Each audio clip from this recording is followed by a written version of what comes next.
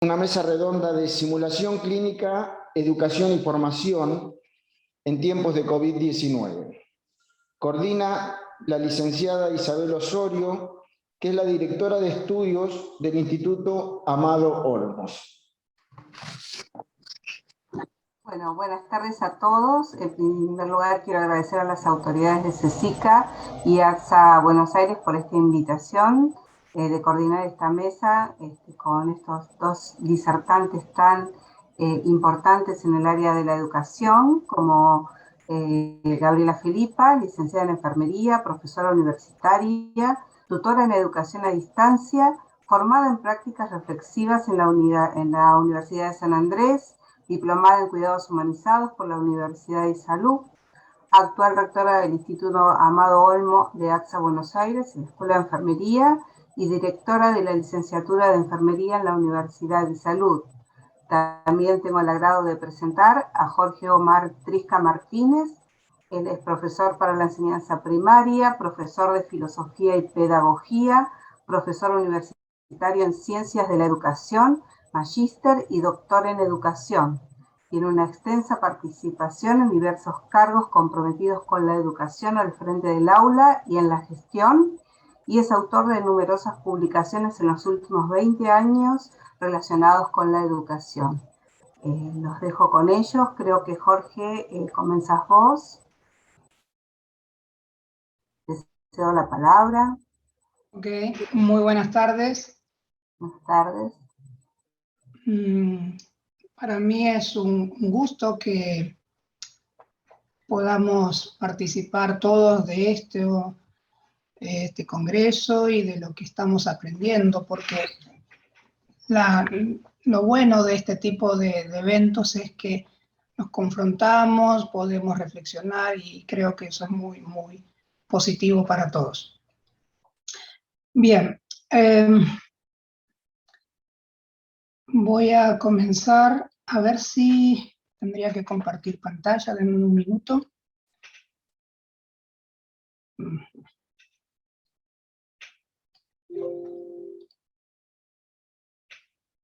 Muy bien. Creo que ya estamos.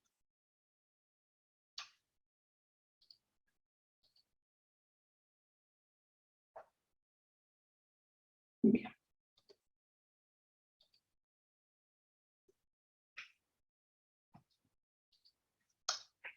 El tema que yo preparé para en esta oportunidad se titula La necesidad de una cosmovisión renovada para afrontar las exigencias educativas post-pandemia. Esta ponencia va a intentar analizar la verdadera raíz de las crisis educativas que tenemos a nivel mundial. Y es un análisis, una reflexión que quiero compartirles, sobre todo después de este proceso o circunstancia de pandemia que todavía sigue vigente, pero mirando hacia adelante, ¿no? Acerca de las necesidades educativas que vamos a tener y la necesidad de tomar conciencia, de incorporar nuevas estrategias de enseñanza, como la simulación, la gamificación u otras. Todo esto yo creo que es muy, muy importante, pero de todas maneras tenemos que establecer, a mi humilde modo de ver, algunas prioridades. Y vamos a ver de qué se tratan esas prioridades. Estamos en una crisis educativa, pues en una oportunidad le preguntaron a Charly García qué opinaba acerca de la crisis, y él respondió, ¿crisis? ¿Qué crisis?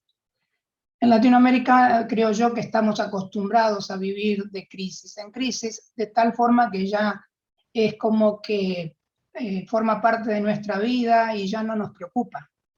Sin embargo, quiero comenzar con lo que dice Amilcar Bowl.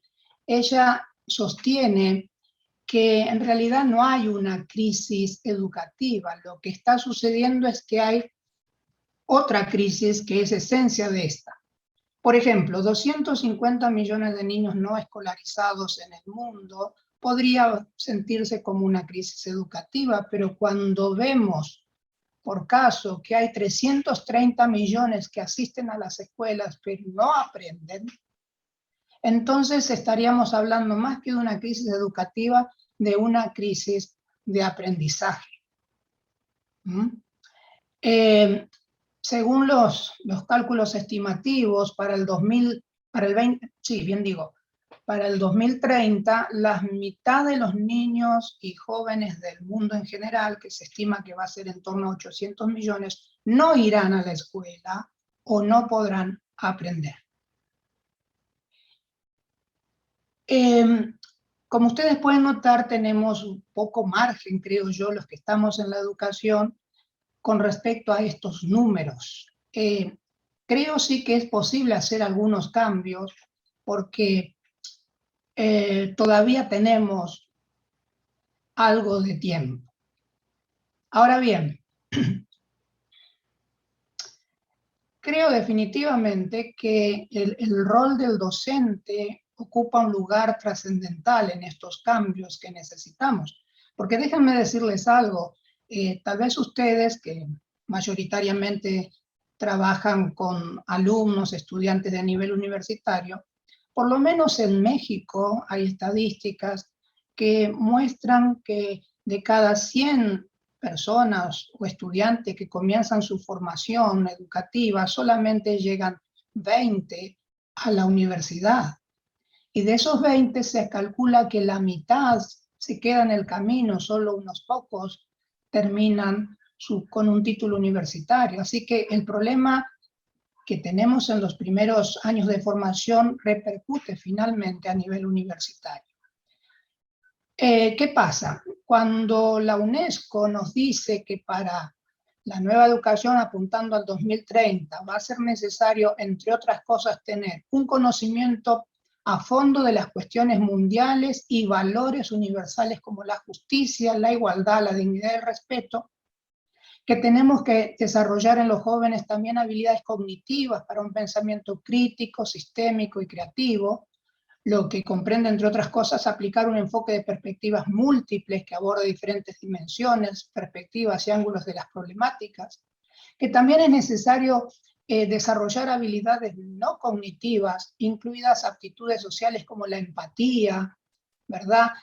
La resolución de conflictos, las habilidades de comunicación, habilidad también para establecer redes e interactuar con personas de distintas extracciones, orígenes y culturas, y además la capacidad de comportamiento para actuar de forma colaborativa y responsable.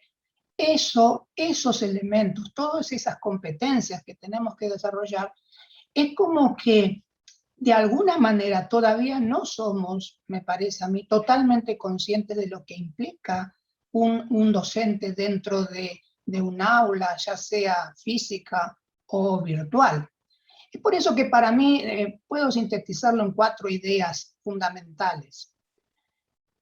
El docente que va a trabajar en una escuela que cambia, por lo menos tiene que tener un dominio de los recursos tecnológicos. Y con esto yo quiero decir que no es que no sepamos manejar un WhatsApp o que no tengamos experiencia en un Facebook. No, aquí cuando hablo de recursos tecnológicos me refiero a aquellos recursos que están orientados o que facilitan la actividad educativa en un aula. Además, tiene que tener una especialización en las estrategias de enseñanza. ¿Por qué? Porque las estrategias de enseñanza son claves para que los alumnos aprendan. Y si nosotros tenemos, como estoy diciéndolo desde el principio, un problema de aprendizaje en general en todos los niveles educativos, esto nos tiene que despertar y comenzar a ver al docente como un especialista en las estrategias que va a utilizar en la enseñanza. No se trata de si es simulación, si es gamificación o alguna otra estrategia de moda. Se trata de entender cómo funcionan y cómo las puedo aplicar para que mis estudiantes aprendan mejor.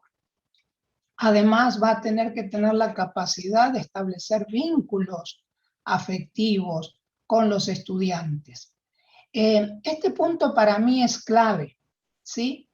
De acuerdo con los descubrimientos de la neurociencia, para que los estudiantes puedan lograr los aprendizajes significativos y la adquisición de competencias esperadas, se deben establecer vínculos afectivos fuertes con sus formadores.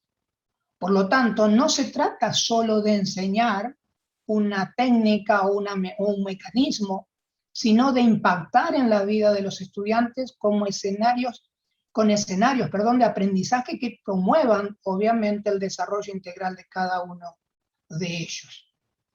Y el cuarto punto, que no se menciona demasiado, pero que para mí es vital, también es un experto el docente, o debería ser un experto en construir cosmovisiones. ¿Sí? Esto de construir cosmovisiones tiene que ver con la necesidad de que, en primer lugar, el docente tenga una cosmovisión clara, fundamentada, sólida. Voy a definir qué es cosmovisión. Bueno, básicamente es la visión de sí mismo, del mundo y del universo, de la ubicación del ser humano en ellos y de su accionar conjunto, según Restrepo, 1998. A ver, la visión del mundo, del universo, el lugar que ocupa el ser humano dentro de esta estructura cósmica y además de cuál es su responsabilidad y su accionar, no solo como docente, sino qué espera de sus estudiantes. Claro que esto de la cosmovisión es clave porque si usted no tiene una cosmovisión personal, es muy difícil que se la puedas transmitir a tus estudiantes. Ahora voy a hacer uso de una idea filosófica. Ustedes saben que Jesús dijo en un momento, amarás a tu prójimo como a ti mismo. Y esta expresión ha sido mal interpretada generalmente. Se la ha visto como un mandato. Tienes que amar a tu prójimo. Pero si ustedes observan, allí hay un condicional. Amarás a tu prójimo como a ti mismo. Y esto yo lo traslado dentro de la cosmovisión personal al tratamiento que tienen que tener los estudiantes en relación con el profesor. Estamos hablando de un amar dentro del concepto griego de filio, es decir, de padre a hijo, de padre a hija, es decir, que los alumnos se conviertan en alguien cercano a mí y por el cual yo estoy velando para que él desarrolle no solo profesionalmente, sino personalmente, porque ustedes saben que hoy en día ya tenemos claro de qué importa la persona, además de su profesionalidad. La base para la felicidad de las personas implica dos cosas. Primero, un respeto extremo por sí mismo y de igual manera un respeto por los demás. Lo curioso de esto es que nadie nace con la capacidad de amarse a sí mismo. Es algo que lo aprendemos, que lo mamamos dentro de nuestra familia. Por lo tanto, para comenzar a amarnos tenemos que saber quiénes somos. Y aquí tenemos un problema existencial hoy día, diría yo, porque hay muchísima gente caminando por las calles o caminando por los pasillos de la universidad que no tienen claro quiénes son. Bueno, ¿quiénes somos? Es clave. ¿Cómo vamos a ayudar al prójimo si al prójimo lo vamos a ver de pronto como un adversario, un enemigo, alguien a quien hay que derrotar, alguien que me está sacando la comida de mis hijos? Pero cuando cambiamos la cosmovisión personal y comenzamos a vernos como que somos seres originales, únicos, especiales, diría yo, gravemente heridos por las circunstancias de la vida, como por caso podríamos encontrar alumnos maltratados o abusados, y con una gran necesidad, todos, los alumnos y nosotros. ¿Qué necesidad? De ser profundamente amados, ya sea por las personas que nos rodean o por algún ser trascendental, pero que forma parte de la esencia de la humanidad, el sentirse aceptado y amado por los demás. El punto es que yo considero que como docentes es fundamental estar contentos con nosotros mismos algunos de los que me antecedieron destacaban ese hecho también, estar contentos, porque todo eso se transmite, ¿verdad? Porque lo que impacta, hay estudios al respecto, lo que impacta en los estudiantes no es cuánto sabes como maestro, no es cuánto dominio tienes de los recursos tecnológicos, no es cuánto eres capaz de usar las estrategias de aprendizaje con eficiencia. Lo que realmente impacta es la autenticidad que tú tienes como docente delante de tus estudiantes. En definitiva, son los 4 aspectos que yo quiero destacar en esta ponencia. La educación post-pandemia exige contar con profesores que tengan una cosmovisión personal, sólida, fundamentada, que ayude a marcar a esos estudiantes para el resto de su vida por el lado del bien. Además, ser capaces de establecer vínculos afectivos sólidos con los estudiantes, y eso es mucho más allá de, bueno, tomamos un café juntos. Esto implica de pronto estar a la expectativa, estar atento cuando descubro que mis estudiantes, por alguna razón X, no están totalmente, 100% imbuidos, concentrados en la clase, que hay alguna circunstancia que afecta a su aprendizaje. Y déjenme decirles de paso que los estudios que, por lo menos que aquí en México hay, es que la mitad de los estudiantes que dejan sus estudios, que digamos por diferentes razones ya no continúan, muchos de ellos, el 25%, tiene que ver con que de alguna manera han reprobado sus materias. Y para mí, un profesor que establece un vínculo afectivo con el alumno fortalece grandemente sus capacidades de retención y de asimilación de los conocimientos. Muy bien, entonces les decía, ese vínculo afectivo también tiene que estar en relación con lo tecnológico.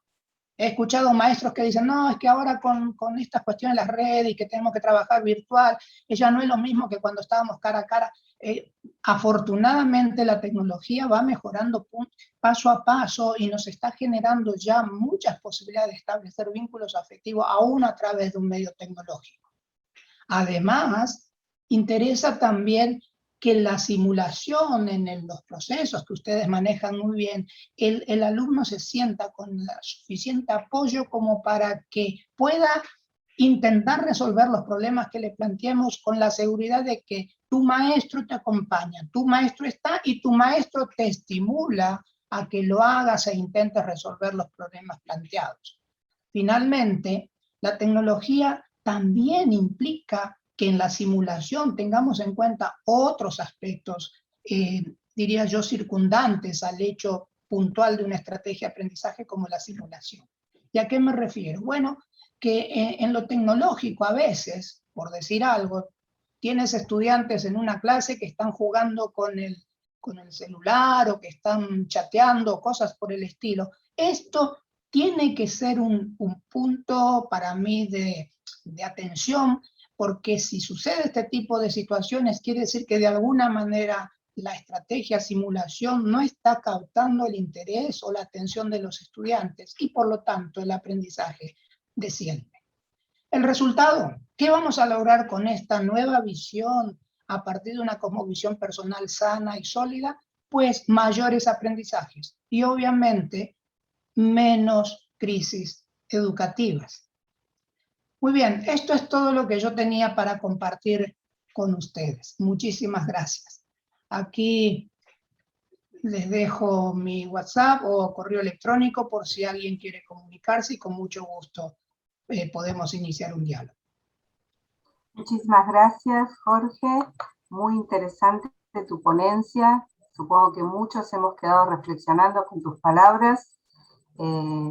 Y bueno, aquellos que quieran hacer preguntas, les pido que las escriban en el chat para poder bajarlas y al final de la ponencia poder hacer las preguntas que ustedes quieran hacer. Los dejo ahora con la licenciada Gabriela Filipa. Te cedo la palabra, Gabriela. Gracias, Isabel. No sé si puedo compartir pantalla. Ahí sí, creo que puedo. Sí, a ver. No sé si llegan a verlo. ¿Se ve ya? Sí, Gabriela, se ve. Bueno, perfecto. Me sumo al agradecimiento de Isabel a las autoridades de ALSA Buenos Aires, al CECICA. Realmente es un orgullo el CECICA de ALSA Buenos Aires, que ha crecido paulatinamente a lo largo de estos años, y es un centro de simulación generoso que nos cobija, que nos enseña, que nos recibe con nuestros estudiantes, así que para mí es un honor y felicitaciones por este primer congreso. Un honor, Jorge, un honor, un placer escucharte. Interesantísima tu visión post pandemia, a la que adhiero, comparto.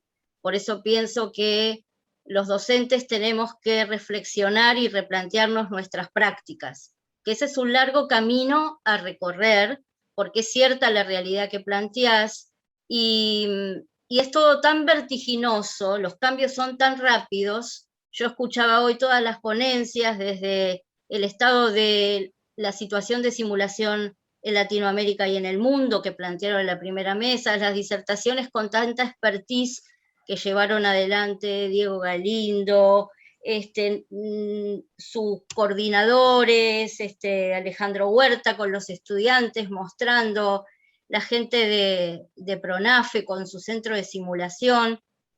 Decía, qué vertiginoso que es todo, y cómo, me decía, bueno, ¿cómo ser un buen docente de prácticas y no morir en el intento? Con todo esto que pareciera que tenemos que transitar, ¿no?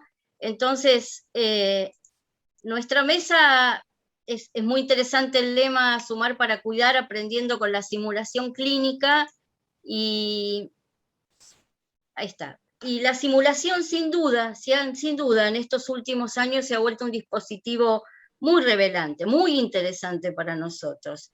Es relevante y es revelante en cuanto a que nos muestra otras formas diferentes de enseñar, ¿no? Hay investigaciones, hay trabajos, hoy lo que han presentado ha sido extraordinario.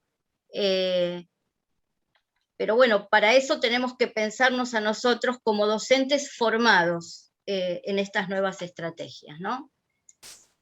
Gabriela, ¿podríamos ampliar las diapositivas? Sí, voy a intentar, a ver, un minutito dejo de compartir porque no puedo ver la barra para poder, un minutito. A ver. Puedes usar F5. Ajá. Pero que no lo tengo aquí en mi notebook. Pero dejo de compartir.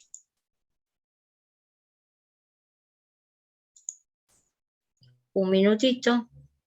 Aprovecho, Jorge, para pedirte si pudieras colocar en el chat tu contacto porque lo han solicitado. No han tenido tiempo de copiarlo. Gracias. De acuerdo. ¿Ahora sí? Ahora lo podemos ver un poco mejor, ¿no? Sí, ahora sí, Gabriela, Bueno. gracias. Bueno, lo que no puedo es paso de aquí. Para los que trabajamos en docencia ya hace muchos años, para los que tenemos la responsabilidad de gestión, en mi caso, tanto en el nivel universitario como en el nivel técnico superior, que en Argentina están estas dos modalidades de formación de profesionales en enfermería, tomamos a la simulación como una estrategia más de enseñanza, una más de enseñanza.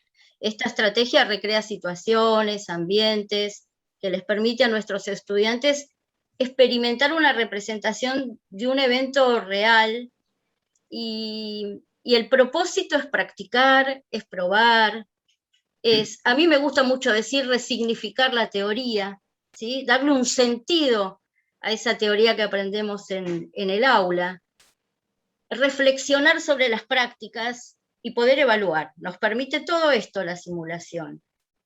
Es un aprendizaje sin riesgos y también, y para mí es sumamente importante, ejercitamos el trabajo colaborativo con proyección a lo que va a ser el trabajo en equipo en el ejercicio profesional. Esta estrategia nos permite lograr muchas competencias en nuestros estudiantes. Por más que nuestros diseños curriculares en Argentina no están trabajados por competencias, sino por objetivos, de todas maneras trabajamos competencias, finalmente. Y esta estrategia, junto con otras, no es la única, pero tal vez la simulación reúne todas estas, esta estrategia reúne, digamos, todas estas competencias, permite desarrollar en el estudiante un razonamiento clínico, un pensamiento crítico dirigido a la posibilidad de resolver problemas, de tomar decisiones. Le permite desarrollar habilidades técnicas, procedimentales, tan importantes en nuestra formación profesional. También el desarrollo de la autonomía, esto quiere decir generar confianza, ¿no? Autoconfianza, seguridad. Y por último, también reflexionar sobre la práctica, ¿no? La reflexión, en lo que hoy trabajaron nuestros colegas en el debriefing, este poder analizar, pensar, ¿no? Y todo esto finalmente con el objetivo de realizar, o que nuestros estudiantes logren realizar un aprendizaje significativo.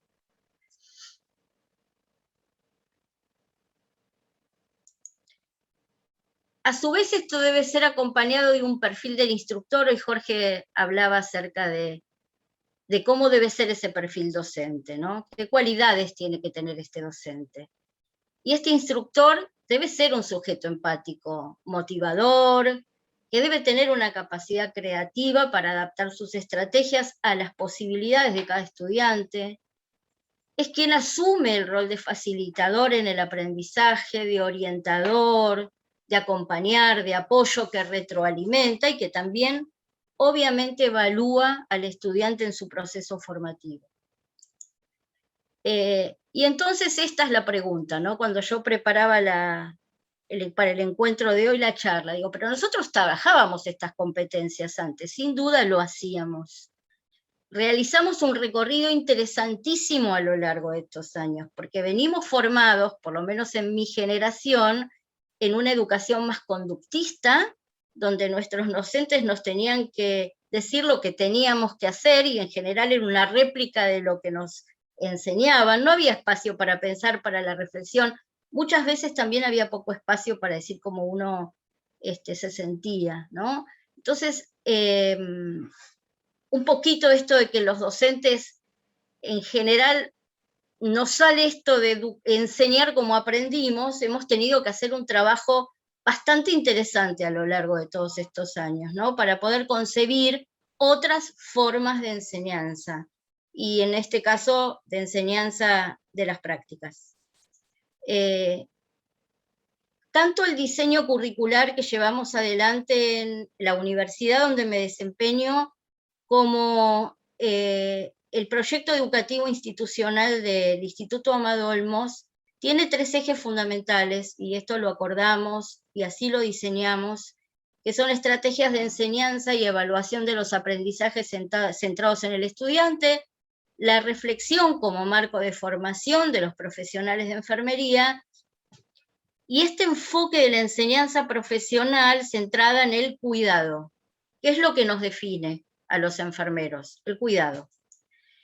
En este recorrido vivenciamos todas las tensiones, todas de esta formación, como les decía, previa, una formación mucho más conductista, a una concepción más constructivista de la enseñanza, centrada en el estudiante. Y creo que la simulación como estrategia de enseñanza reúne, le da sentido a este cambio que estamos transitando, ¿no? John, uno de los padres de la reflexión, digamos, maestro de la práctica reflexiva, él decía que la racionalidad técnica de las relaciones entre teoría y práctica en la formación profesional supone que la teoría informa la práctica y que la formación se produce por su inversión y como aplicación de la teoría, ¿no? Entonces, íbamos a lo que antes se llamaba los gabinetes de práctica, el laboratorio de práctica, o a la práctica en escenarios reales con sujetos de cuidado, en entornos dentro del sistema de salud para aplicar en la práctica esta teoría, ¿no? Y este es el concepto que también nosotros fuimos modificando. John también expresa que hay una relación dialéctica en realidad entre la teoría y la práctica, y él expresa que el verdadero conocimiento se encuentra en la práctica, en la reflexión de la misma, de modo que hay saberes que no pueden ser aprendidos al margen de ella, puesto que estos aprendizajes están contextualizados, ¿no? Entonces nosotros tomamos de John esto de la reflexión en sobre y luego de la acción o de la práctica. Y esto es lo que permite también la simulación, escenarios donde podamos reflexionar. Y acá me detengo porque no solamente la simulación, hemos llevado adelante otras estrategias de reflexión con narrativas, los diarios de formación, en un proyecto que tenemos nosotros de transformación de auxiliares de enfermería en enfermeros universitarios. Hemos trabajado muchísimo con las autobiografías laborales, y las autobiografías laborales son instrumentos riquísimos para trabajar la reflexión de la práctica, ¿no? Así que hay otras estrategias aparte de la simulación, pero la simulación reúne muchísimas condiciones para realizar una práctica reflexiva. Entonces nos preparamos todos los docentes para transitar este cambio con convicción y en equipo. Creo profundamente en las construcciones colectivas. Creo que los docentes necesitamos, al igual que los enfermeros, trabajar interdisciplinariamente y con los propios colegas. Y sin duda apelamos a nuestra neuroplasticidad y a la creatividad para ponernos al frente y más que nada en este contexto de todos los cambios que se vinieron, ¿no? Y nada, y puse esta frase que me salió espontáneamente el otro día, porque cuando teníamos en claro todas las respuestas, nos cambiaron todas las preguntas. Y entonces nos replanteamos, ¿cómo enseñamos? ¿Cómo aprenden nuestros estudiantes? Y me parece que es muy rico hacernos este planteo, y en ese camino estamos. Uno de los primeros cambios que llevamos adelante fue la de introducir, antes de la pandemia, en las posclínicas, un espacio de reflexión, generando como dos momentos, ¿no? Porque nuestras posclínicas se convertían básicamente en ateneos clínicos, con presentación de casos, de los sujetos de cuidado que atendíamos en la clínica o en el hospital, a través de la aplicación del proceso de atención de enfermería, de la reflexión sobre la fisiopatología, la farmacología, y no teníamos el espacio necesario para que el estudiante pudiera pensar cómo se sentía, qué le pasaba, si hubo algún acontecimiento especial particular, algún evento adverso que hubiera surgido, o algo en la práctica. Y empezamos a transitar con mucha dificultad, porque los docentes tampoco sabíamos cómo llevar adelante este espacio de reflexión, y lo seguimos transitando, pero creo que fue absolutamente positivo sacar el foco del ateneo clínico y pensar que la posclínica podía convertirse en un espacio más enriquecedor que nos permitía a su vez conocer mejor a nuestros estudiantes. También los instructores planificaron y realizaron en el laboratorio de simulación de nuestro instituto videos. Ellos hicieron videos de técnicas y procedimientos, y este recurso tuvo concordancia con elaboración de manual, en este caso concreto, de técnicas y procedimientos, porque sabíamos que iba a ser requisito, un insumo necesario para cumplir con el prerequisito de la simulación, ¿no? Que es cómo tenían que venir nuestros estudiantes al escenario de simulación. Y en esto también me gusta aclarar que en simulación nada es improvisado, absolutamente nada, y todo es planificado. Entonces necesitábamos tener estos insumos, y los docentes lo han hecho excelentemente bien, a conciencia, muy comprometidos, y bueno, nada, estamos muy orgullosos de tener nuestros propios insumos. Retomando, la simulación es una estrategia de enseñanza que brinda excelentes posibilidades de aprendizaje a los estudiantes en un entorno seguro y libre de riesgos. La utilización del mismo junto con otras estrategias de simulación virtual, en la cual también hemos transitado, han sido indispensables en este contexto de pandemia. Nunca nos hubiéramos imaginado enseñar una carrera de salud en virtualidad. Y creo que eso ha sido un cambio brusco, que hemos transitado lo mejor posible en el 2020 con más temor que en el 2021, y hasta ahora estamos retomando la normalidad, ¿no? No obstante, todos los aspectos positivos que tiene la simulación virtual o la simulación presencial, todo depende del modo en que la implementemos, los resultados que vamos a obtener en el aprendizaje de los estudiantes.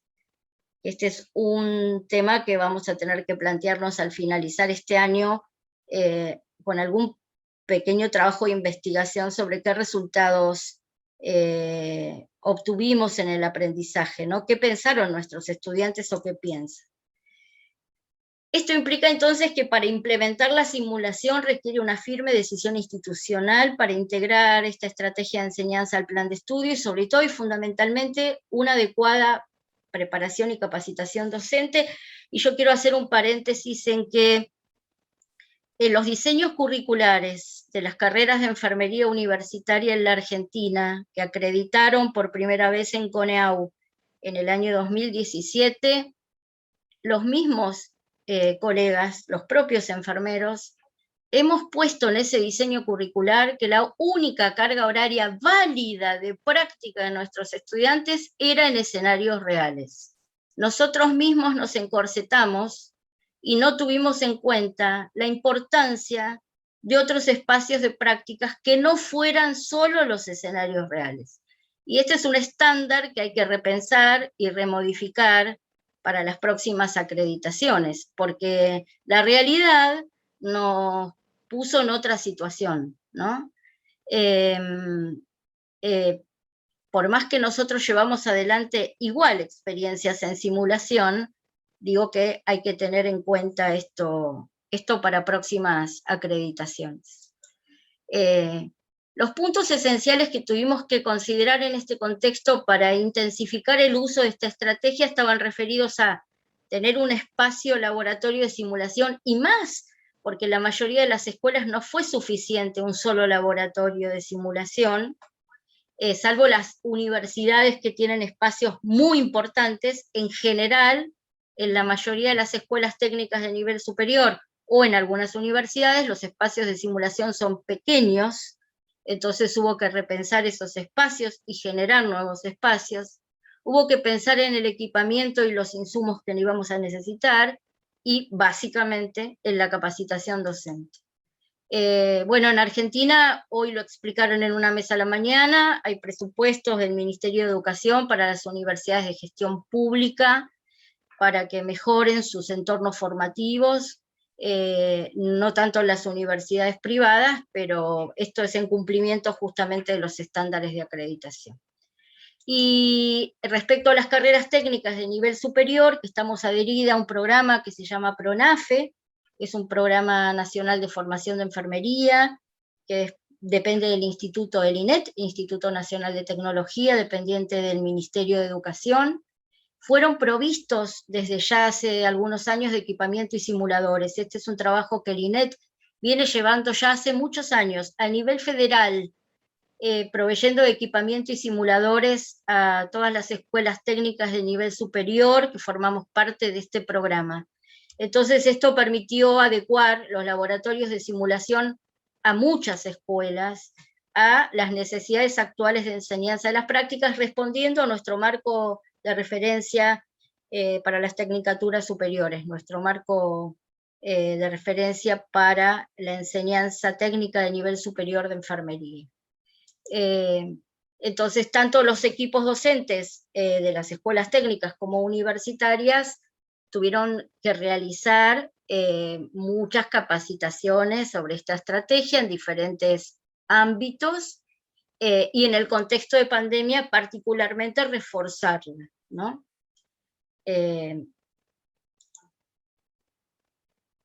En el PRONAFE concretamente se llevaron adelante varias propuestas formativas para los docentes de manera absolutamente gratuita. Entre ellas fue el curso de simulación en acción, donde se profundizaron contenidos referidos a las etapas de simulación, la planificación de actividades, el prebriefing, el feedback y el debriefing, que recién mencionaban en la mesa anterior los colegas, y también un curso de herramientas virtuales en la enseñanza bimodal de la enfermería. En la universidad donde me desempeño, desde la Secretaría Académica, se brindaron muchísimos cursos de actualización docente al respecto, y reforzando mucho la capacitación para la enseñanza virtual. En cuanto a las condiciones epidemiológicas nos lo permitieron, dimos prioridad a esta organización de prácticas porque aún en Argentina todavía no podemos volver a los hospitales, estamos en proceso recién de regreso con nuestros estudiantes y ya tenemos una cohorte de egresados que están esperando en realidad egresar porque tienen que cumplimentar prácticas hospitalarias. Así que prontamente nos organizamos para realizar, por lo menos en espacio de simulación presencial, el acercamiento a estas prácticas. Organizamos de acuerdo al protocolo de regreso a la presencialidad, con todos los cuidados respecto a COVID, acondicionamos los espacios, organizando escenarios para poder llevar adelante todas las propuestas que teníamos, ¿no? Se elaboraron fichas de cada una de las técnicas, procedimientos, escenarios a correr, correspondientes a cada uno de los programas de los espacios curriculares de práctica, todo tenía un correlato. Cada técnica, cada procedimiento y escenario, todo a su vez su correspondiente lista de verificación o checklist, y los escenarios de simulación contextualizados, que requirieron un armado de casos más complejos, se llevaron adelante en el CESICA, que gentilmente nos cedió su espacio y nos ha permitido correr escenarios más complejos o de simulaciones blandas. El prebriefing lo llevamos adelante de manera virtual, con modalidad sincrónica, se encontraba el docente de prácticas con su grupo de estudiantes, donde se recordaba el protocolo de presencialidad, el protocolo de laboratorio de simulación, como así también el contrato de ficción y confidencialidad, y se enviaron por las aulas virtuales las fichas con los objetivos de la actividad, una ficha muy detallada, donde el estudiante tenía absolutamente en claro con qué objetivo, qué escenario iba a correr, qué habilidad iba a desarrollar, inclusive también conocía esta lista de cotejo, checklist, para hacer una autoevaluación de su práctica, ¿no? Y también esta ficha tenía la información sobre qué prerequisitos debería tener el estudiante para llegar a esa práctica. Finalmente, y de acuerdo al tipo de simulación que trabajábamos, era una simulación, digamos, de una técnica concreta, hacíamos un feedback, y si no, si la simulación requería correr un escenario más complejo, hacíamos el debriefing, ¿no? Hasta ahí nuestra experiencia. Estos son algunos de nuestros estudiantes en este proceso, que por lo menos lo han verbalizado, primero muy felices por el encuentro en la presencialidad, por verse con sus docentes, y así lo han manifestado. Y después por poder hacer, que era un poco lo que sentían, no pudimos en este año y medio de pandemia hacer, ahora podemos hacer. Aquí los tenemos también en otros contextos, y bueno, seguimos transitando, esto no culminó, seguimos transitando la experiencia, por eso decía que va a ser interesante, finalizado el ciclo lectivo, hacer una evaluación de cómo resultó, tanto para los docentes como para los estudiantes. Y quiero sintetizar lo que transitamos en esta frase, porque me parece que así nos pasó la pandemia: hacer de la interrupción un camino nuevo, de cada día un paso de danza, del miedo una escalera, del sueño un puente y de la búsqueda un encuentro. Creo que esto ha sido el camino que hemos transitado y nos permitió a los docentes encontrarnos para pensar otra educación posible. Muchísimas gracias. Bueno, muchísimas gracias. Felicitaciones a los dos disertantes.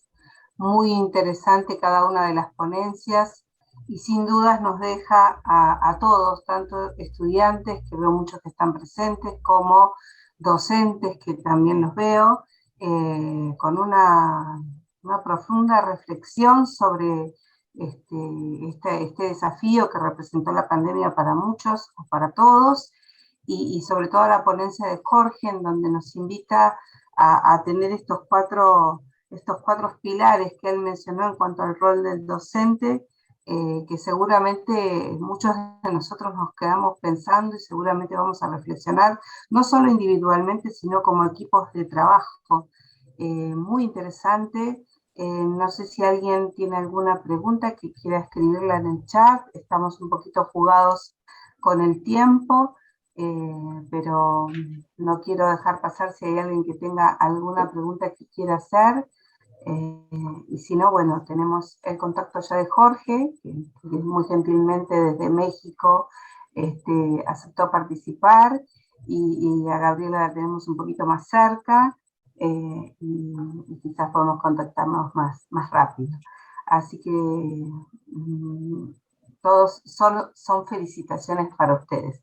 Así que bueno, sin más, los dejo y nuevamente agradecerles a ambos expositores la excelente disertación que tuvieron.